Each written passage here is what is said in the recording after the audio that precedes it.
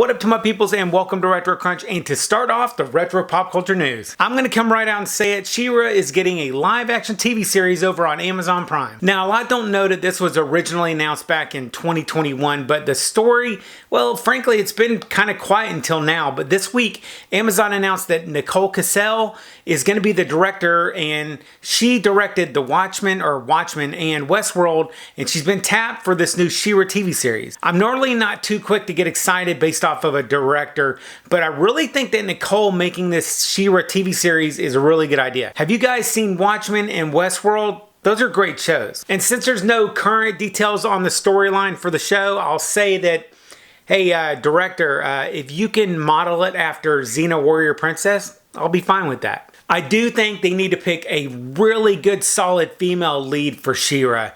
And they got to make sure that they really do bring Hordak into this show and not just talk about him every once in a while. There's been shows in the past that were actually pretty successful with skirting around what fans really wanted to see, but those are few and far between, and they're not normal. So they really need to have Hordak, the Horde, all his minions, as well as bringing in some good actors that could play SheRa's friends for this show. Just one man's thoughts, but right now I'm just like, what's the theme song gonna sound like?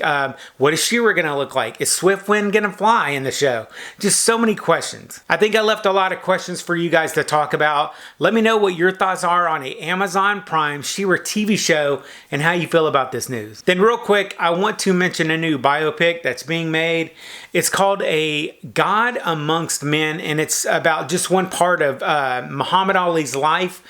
Here's the premise according to the director. A God Amongst Men is based upon the true story of how one man, Johnny Walker, outrageously claimed that he would bring Muhammad Ali to Tyneside in 1977 to save a boxing club from closure. Johnny was instantly ridiculed and he became a laughingstock.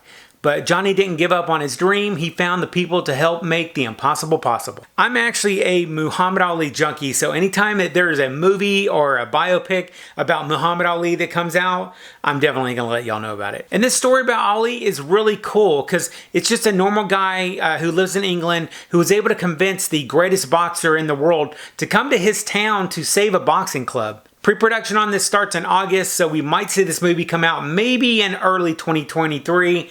I cannot wait for this. And before we move on, there's a few events that are happening this month that you guys might want to know about. First off, Top Gun Maverick is going to be hitting theaters on May 24th. That's just a couple days away. What I hear about the early reviews on this is that it is really good, maybe better than the original. Then Stranger Things Season 4 is going to be available to stream starting on May 27th over on Netflix.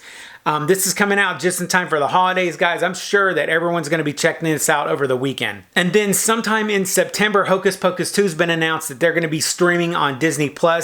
They haven't given an exact date yet, so keep an eye out. Then for the E.T., the extraterrestrial lovers out there, next month is actually E.T.'s 40th anniversary, and you're probably either already have or are going to be seeing a lot of new swag that's for sale out there. Now, one I found that I kind of liked is a collaboration with NBC Universal and the Noble Collection.